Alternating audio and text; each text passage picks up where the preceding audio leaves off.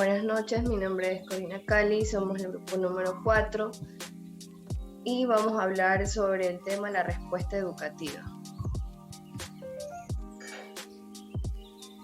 Definición y característica de la discapacidad motora. La discapacidad motora se define como una alteración del aparato a causa de un funcionamiento deficiente del sistema nervioso central, del sistema muscular, del sistema óseo o de una interrelación de los tres sistemas que dificulta o imposibilita la movilidad funcional de una o varias partes del cuerpo. Se clasifica la discapacidad motriz según su origen: encefálico, parálisis cerebral, traumatismo, cráneoencefálico, tumores, ataxia. Espinal, bífida, lesiones medulares degenerativas, traumatismo medular, atrofia espinal. Osteoarticular, malformaciones congénitas, puede ser artrosis, dismelia, malformaciones distróficas, osteogénesis imperfecta, reumatismo infantiles, lesiones osteoarticulares por desviación del raquis, como cifosis, lordosis y escoliosis. La identificación de las necesidades educativas especiales. Cuando se habla de una necesidad educativa especial en el área motora, se está haciendo referencia a una serie de necesidades relacionadas con el movimiento, el control de la postura, la manipulación y el desplazamiento, así como las necesidades vinculadas al área socioafectiva, cognitiva y lingüística, que pueden requerir apoyos específicos y especializados. Los docentes deben contribuir para la detección de estudiantes con dificultades motoras, ocurra lo más tempranamente posible, con el objetivo de diseñar respuestas educativas oportunas y ajustadas a las necesidades particulares de cada estudiante. Dependiendo del diagnóstico motor y del grado de compromiso funcional, se pueden manifestar diversas necesidades educativas especiales. Con el propósito de identificarlas, es fundamental observar el comportamiento motor del estudiante, cómo se mueve, cómo camina, cómo salta, cómo corre, si tienes caídas frecuentes, cómo se levanta del suelo, cómo coge y manipula objetos. Orientaciones para la organización y planificación del proceso de enseñanza y aprendizaje. Tenemos que es muy importante considerar para la inclusión de niños y niñas y jóvenes con discapacidad motora en cualquier nivel educativo. Algunos aspectos que son transversales para la organización y planificación del proceso de enseñanza y aprendizaje. Desde el enfoque del diseño universal es importante la eliminación de todas aquellas barreras que dificultan el aprendizaje y la participación. Por otra parte, la incorporación de la familia como recurso educativo es de suma importancia para que el logro de los objetivos educacionales de los estudiantes en situación de discapacidad motora, al igual que el trabajo colaborativo entre los distintos actores de la institución educativa y con profesionales especialistas de servicio externos a la escuela. Desde el punto de vista de la planificación y del desarrollo del proceso de enseñanza-aprendizaje, los principios y estrategias del diseño universal de aprendizaje constituyen un recurso de gran utilidad para dar respuesta a la diversidad, es decir, para preparar, organizar e implementar la enseñanza considerando las diferentes características y necesidades de todos y cada una de las estudiantes de la clase. Adaptaciones curriculares. Accesibilidad y maniobrabilidad. Esta es la primera adaptación que hay que realizar, ya que este aspecto se limita al acceso a las dependencias del centro educativo por parte del estudiante con limitaciones físicas, que no podría acceder a todos los servicios del colegio, como aulas, baños, laboratorios, salas de computación, biblioteca, etc. En ocasiones esto es imposible cuando existen múltiples barreras arquitectónicas, pero haciendo unas mínimas adaptaciones como rampas, barandas, pasamanos, anchuras de puerta y gomas antideslizantes. Tenemos una organización y distribución del aula del espacio físico de la institución educativa. Este es otro aspecto importante cuando se encuentra en el aula o en la escuela el estudiante con discapacidad motora. Es necesario facilitar la maniobrabilidad por el aula y el alcance de los objetos. Organización del material y recursos didácticos.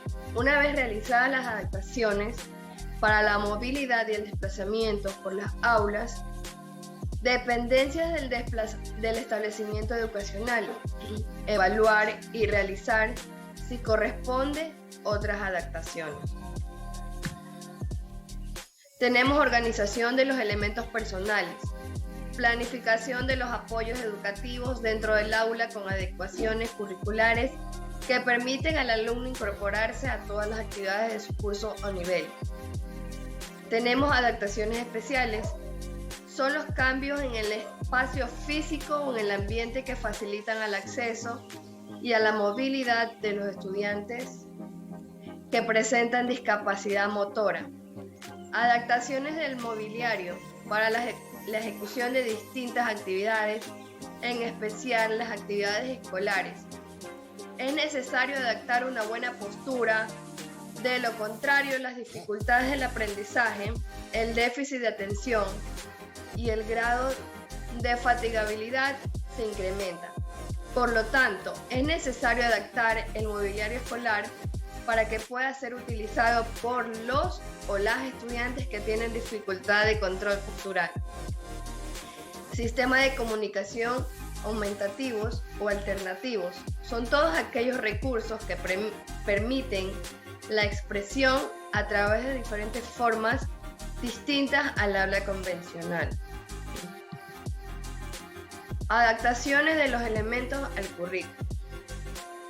Estas adaptaciones por naturaleza son impredecibles.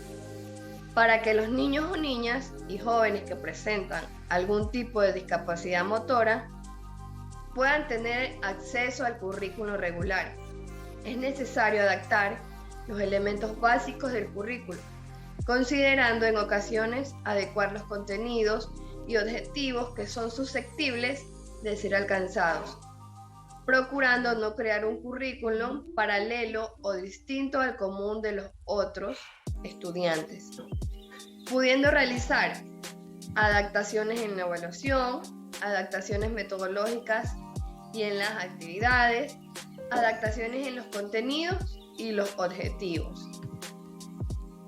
Adaptaciones en la evaluación. La evaluación es uno de los aspectos que más preocupa a la mayoría de los profesores. Es aquí donde generalmente requieren de asesoría, ya que es un aspecto clave en el caso de los estudiantes que presentan una discapacidad motora por su gran heterogeneidad y sus características individuales. Las adaptaciones metodológicas y de las actividades, las adaptaciones serán mínimas. Una vez que se hayan facilitado con los medios de acceso al currículo, estas estrategias van desde flexibilización del tiempo de ejecución y su respuesta a las actividades propuestas y a la preparación de materiales individualizados hasta la acomodación de la ayuda técnica que utilice el estudiante. Algunas estrategias metodológicas pueden ser priorizar métodos que favorezcan la experiencia directa para compensar la dificultad que el estudiante tiene en la interacción con el medio. Potenciar estrategias de aprendizaje cooperativo entre pares, hacer diversas organizaciones grupales dentro del contexto del aula. Seleccionar trabajos y actividades que requieran la participación de cada miembro de un grupo para su consecución.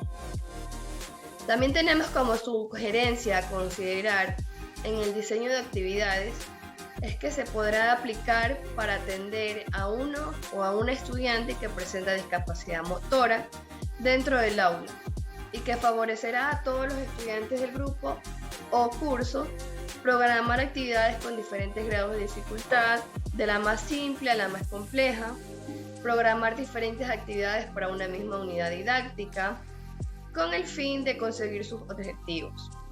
Tenemos también programar actividades que contemplen diferentes formas para su ejecución. Tenemos la adaptación en objetivos y en contenidos. Estas son las adaptaciones curriculares más significativas. El esfuerzo hay que centrarlo en superar las dificultades de acceso al currículum, intentando que el estudiante no necesite adaptaciones en cuanto a objetivos y contenidos. Las adaptaciones curriculares deben ser graduales, en pequeños pasos. Implica ir ascendiendo progresivamente desde los elementos no curriculares hasta las adaptaciones más significativas, con mucha prudencia, en consenso con el equipo del aula, con los padres y los apoderados y con el propio estudiante cuando sea posible. Las adaptaciones curriculares de contenido incluyen la introducción de alumnos y de algunos contenidos nuevos. La priorización es uno de esos otros. La modificación del tiempo y, por último, la eliminación de contenidos cuando sea imposible su adquisición y aprendizaje. Tenemos también recursos y estrategias de apoyo al aprendizaje. Para participar en el proceso educativo, estos estudiantes requieren diferentes alternativas de adaptaciones, desde el mobiliario, los materiales pedagógicos y didácticos, y el uso de ayudas técnicas, hasta la utilización de recursos tecnológicos como la tecnología de la información y comunicación.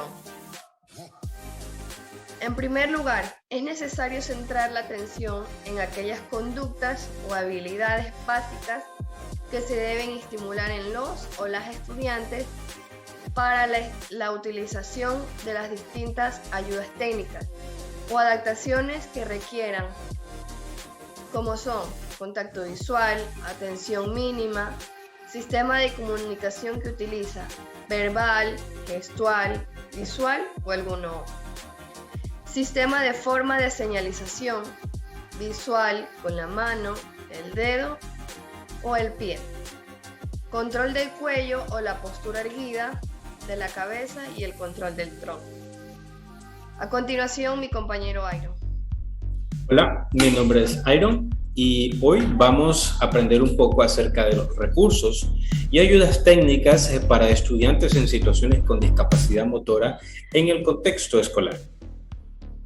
Una de las intenciones principales o más relevantes, por así decirlo, en la utilización de los recursos es proporcionar principalmente todo este tipo de herramientas necesarias para brindar respuestas ante las necesidades de los estudiantes con discapacidad motora. En este caso, se pueden tratar cambios importantes en los espacios físicos o inclusive en el ambiente, para de esta manera otorgar una mayor o gran facilidad en cuanto al acceso y la movilización libre para aquellos estudiantes con discapacidad motora. Ahora, es necesario considerar que ante la deficiencia de la manipulación o la incoordinación motora, es decir, para aquellos niños que presentan discapacidad motora, es que se les dificulta coger un lápiz o se les dificulta movilizarse libremente, o aquellos niños que se les dificulta también poder contar con esta precisión ojo-mano.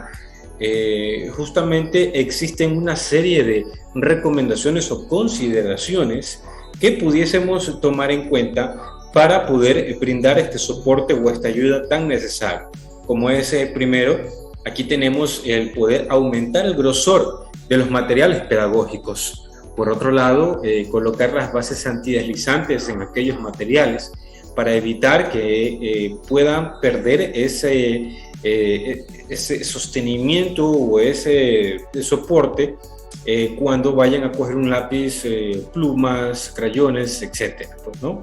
Ubicar soportes en los bordes de los escritorios para evitar que los materiales se caigan. Así, de esta manera se evita que el niño pueda estar agachándose para recoger lo que se haya caído, pues, ¿no? Y brindamos una mayor comodidad durante el proceso de enseñanza-aprendizaje para estos niños, pues, ¿no? Por otro lado, poder contar siempre con tijeras adaptadas para el uso con una sola mano o inclusive para niños que son zurdos también, pues, ¿no? También poder adaptar útiles de escritura, engrosándolos con tubo de espuma. Toda esta serie de recomendaciones es muy importante que lo podamos, como les indicaba anteriormente, considerar para poder brindar justamente esas facilidades al acceso, pues, ¿no? Por otro lado, tenemos algo muy importante, como se llama las ayudas técnicas. Esto básicamente consiste, o principalmente podríamos denominar como elementos que de alguna forma facilitan, ¿sí? Facilitan y ayudan a una persona que presenta algún tipo de discapacidad, tanto físico o sensorial, para que de esta forma pueda participar de las actividades cotidianas, las actividades diarias, ¿no? En el contexto de la escuela, esto puede facilitar de alguna forma, ¿sí? A los estudiantes con discapacidad, pues, ¿no? En tanto su participación de las actividades escolares, dentro y fuera del salón de clase, tomando en consideración siempre y cuando sus capacidades y transformando el contexto con el objetivo de favorecer la independencia personal. Y aquí nosotros tenemos una clasificación que también pudiéramos analizarla, pues, ¿no?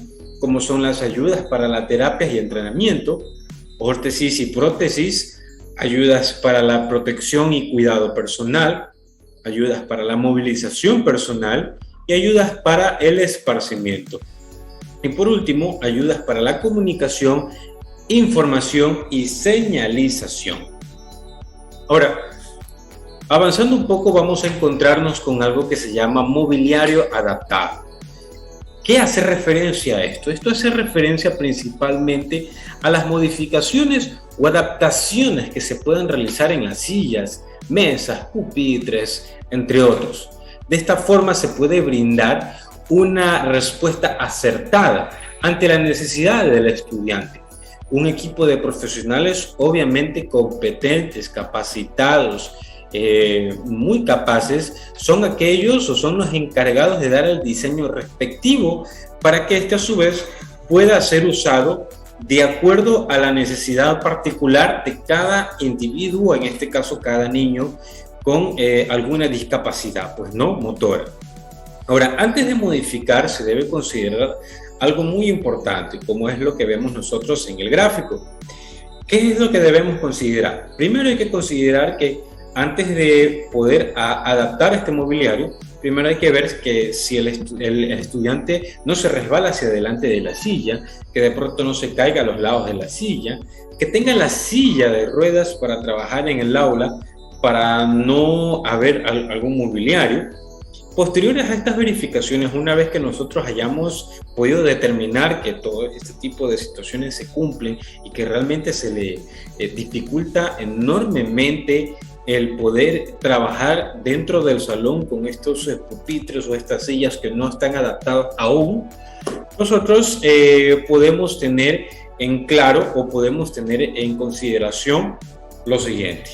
Una vez que se haya adaptado estos mobiliarios, verificar sobre todo o controlar periódicamente la postura del estudiante, que sea la más adecuada una vez que se haya adoptado se haya adaptado estos mobiliarios. Procurar siempre que la postura sea sedente, así sentada. Facilitar la transferencia de la silla de ruedas a la silla adaptada, que sea de una forma que no sea tan compleja para el niño poder hacer esta transición de sus sillas de ruedas a su mobiliario, ¿sí? Por otro lado, y por último, que las adaptaciones deben ser lo más sencillas posibles y de fácil manejo, como les mencionaba anteriormente, que sea lo más fácil posible para que el niño no tenga ningún tipo de dificultad y esta a su vez pueda ser sumamente sencilla y asequible para él, pues, ¿no? Ahora, tenemos algo muy importante que se llama tecnología de información y comunicación. Comúnmente se la conoce, y estoy seguro que en algún momento la hemos escuchado, se la conoce en el ámbito educativo como TIC. Y déjenme decirles que esto se ha consolidado prácticamente como una herramienta de innovación muy, pero muy relevante sobre todo, ¿no? Puesto que contribuye significativamente, sobre todo, al proceso de aprendizaje de los estudiantes.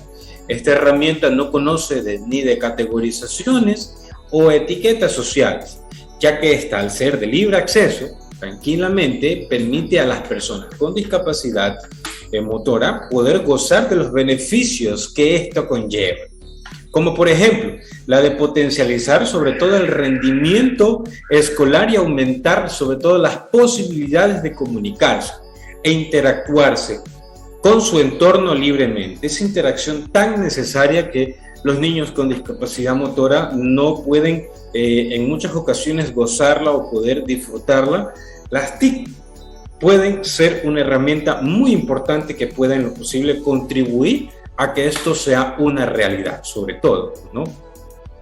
Mientras que, por otro lado, podemos también conversar un poco acerca de que las TIC juegan un rol un tanto mediador. ¿Por qué? Con respecto a los estudiantes que presenten algún tipo de discapacidad motora, esto les va a permitir el aumento de su funcionalidad en aspectos relacionados con la comunicación, como les mencionaba anteriormente, el acceso a la información y sobre todo el desarrollo cognitivo.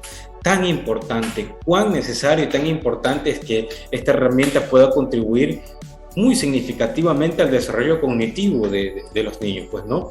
La adaptación, sobre todo, y el incremento de la autonomía, incluso se convierte en un medio de recreación. Fíjense que esto también contribuye a que se pueda desarrollar lo que mencionaba anteriormente, la autonomía, y cuán importante es que se pueda fomentar este aspecto para poder garantizar o transmitir que este niño, cuando sea un adulto, pueda gozar de las condiciones de vida como cualquier otro ser humano, sin que sienta algún tipo de exclusión social. ¿Sí? Por otro lado, vamos a hablar un poco acerca de la colaboración familiar, ese trabajo colaborativo con la familia y sobre todo entre profesional y estudiantes.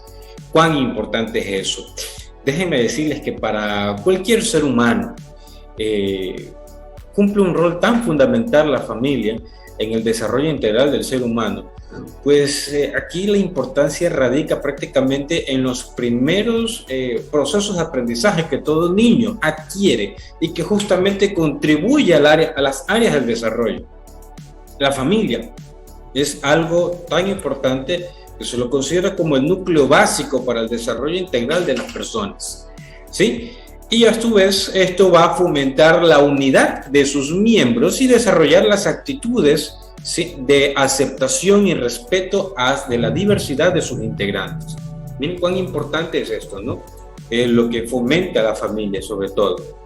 Ahora, esta unidad básica de la sociedad, déjenme decirles que cualquiera que sea su definición y estructura, representa el espacio natural. Fíjense, un espacio natural en donde se inicia el proceso de socialización de todos los individuos, puesto que es la base principal de las relaciones sociales.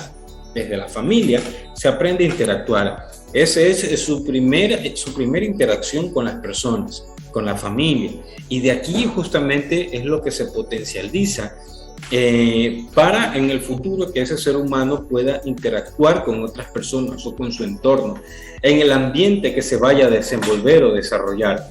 En el caso de una persona que presenta discapacidad motora, frente a su propia deficiencia y de los demás miembros de la familia, frente a esa característica en particular, peligra un poco la parte de su estabilidad al contar con algún miembro con este tipo de discapacidad. ¿Por qué? Porque fíjense que esto puede ser algo nuevo para estos miembros de la familia, porque puede desarrollarse como un detonante para que se den sentimientos complejos, sentimientos contradictorios, difíciles de explicar, inclusive hasta sentimientos de desorientación.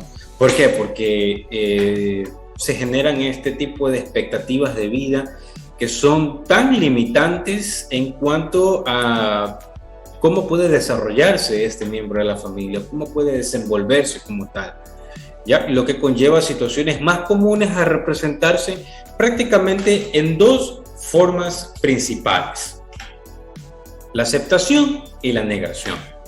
Mientras que por un lado tenemos la aceptación, nosotros podemos resaltar lo siguiente. Aquí se desarrolla una vez que se haya experimentado sentimientos de temor. Aquí se desarrollan los sentimientos de impotencia, sentimientos de frustración, y aquí la familia muestra una postura mucho más realista y consciente de la situación. Aquí comienza a estimularse la autonomía en aquella persona con discapacidad motora. Fíjense y cuán tan importante es que después de la asimilación o el procesamiento de todos estos sentimientos, viene el siguiente o la siguiente parte del proceso, como es ayudar a esa superación, contribuir con esa superación, pues, ¿no? Y eso va a ser tan importante porque al momento de que se desarrolla esto, se puede transmitir seguridad personal, se puede lograr de esta manera algo tan importante como es el apoyo integral para la integración social. Mientras que por otro lado tenemos a la negación. Aquí nosotros vamos a encontrar que muchas actitudes, comportamientos negativos, evasivos, cargados de temores, desorientaciones, inclusive hasta sentimientos de culpabilidad. Realmente aquí, como lo mencionaba al inicio, a veces es un poco difícil de explicar porque no se logra poder dilucidar toda esta carga de sentimientos que puede expresar, ¿no?, la familia en algunas ocasiones, ¿no? Pero en realidad, o en general, o en términos generales, les puedo mencionar que la discapacidad es vista como algo para este aspecto, ¿no?, como la negación, es vista algo así como irreparable, sin solución, y sobre todo con limitadas expectativas y proyectos futuros.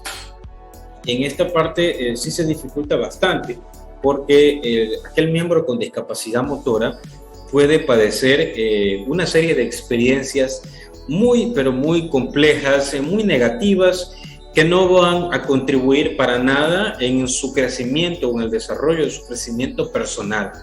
Y aquí es donde se aconseja que justamente se pueda establecer una colaboración con los profesionales, que más adelante vamos a hablar un poco acerca de ese tema. Vamos a avanzar un poco con las estrategias de participación familiar. Aquí déjenme mencionarles un poco que la participación de la familia, como se les mencionaba al inicio, en este proceso educativo es muy importante, muy vital, porque aquí pueden desarrollarse una serie de agotamiento de instancias, de todos los recursos, con el fin de motivar y sobre todo comprometer a las familias que puedan trabajar de forma en conjunta y colaborativa con los profesores y profesionales asistentes a la de la educación. Estoy hablando de los especialistas, claro está, ¿no? En esta parte, todo este grupo va a ser muy importante porque va a contribuir en el apoyo integral del niño, de la niña, o inclusive de los adolescentes. Ante ello, es necesario que toda familia considere lo siguiente: esta serie de aspectos tan importantes como, por ejemplo, potencializar que sus hijos o sus hijas, en este caso, puedan ser un poco más autónomos, enseñarles que pueden realizar sus actividades por sí mismos. Por ende, mire qué tan importante es poder proporcionarles todas estas series de herramientas o recursos para que ellos puedan hacerlo de forma autónoma. Una vez que se les facilite ese libre acceso, ese acceso más sencillo, de esta forma podemos ya contribuir para que se desarrolle la autonomía. Mientras que por otro lado, hay que tener en cuenta que la familia debe estar presente en todo momento, en la escuela, porque prácticamente todo niño o niña, adolescente, necesitan a sus padres y es muy importante que puedan estar ahí. Por otro lado, ser estrechos colaboradores con los profesores, profesoras, consejeros, especialistas o médicos, proporcionando toda la información que se requiera, toda la información que sea útil para el desarrollo del contexto escolar. Por otro lado, es muy importante también que se pueda apoyar a los hijos en el proceso de enseñanza-aprendizaje. Aquí nosotros podemos fomentar o podemos formar excelentes hábitos tanto de estudio, tanto del trabajo y sobre todo en el hogar también, porque los hábitos de estudio no solo tienen que ser desarrollados dentro del aula, sino también fuera del aula, es decir, en el hogar. Y por eso es muy importante que la familia pueda apoyar, ¿sí?, para que puedan cumplir con sus deberes y obligaciones, procurando que falten a clases solo cuando sea única y exclusivamente, estrictamente necesario. Es decir, algún problema en el deterioro de la salud o alguna situación especial que pueda desarrollarse. Mientras que, por último, podemos destacar que es necesario brindar la oportunidad de que su hijo o su hija participe, ¿sí?, en todas las actividades curriculares y extracurriculares que favorezcan en lo posible al aprendizaje. Ahora, vamos a hablar un poco acerca del trabajo colaborativo entre los profesionales, lo que les mencionaba anteriormente. Aquí hay que considerar que el trabajo colaborativo entre los profesionales deben intervenir en la misma aula. La propuesta es que el profesor o la profesora del aula pueda contar sobre todo con la cooperación de otro profesional o especialista en determinadas áreas o asignaturas. El apoyo especializado dentro del aula no debe ser exclusivo para un estudiante que presenta discapacidad motora, sino que a su vez debe llegar a todo el grupo de los estudiantes, para que así de esta manera todos los estudiantes puedan beneficiarse de esta intervención. Y luego de poder gozar de esta intervención, complementar ese trabajo de intervención con las recomendaciones u orientaciones que estos especialistas o profesionales del campo o de la materia puedan hacer a los padres de familia, para que, como mencionaba también, pueda complementarse ese trabajo y se continúe en casa. Por eso es muy importante que se pueda desarrollar este trabajo colaborativo con todo este equipo por el bienestar de todos los niños, niñas y adolescentes con discapacidad motora. Muchísimas gracias.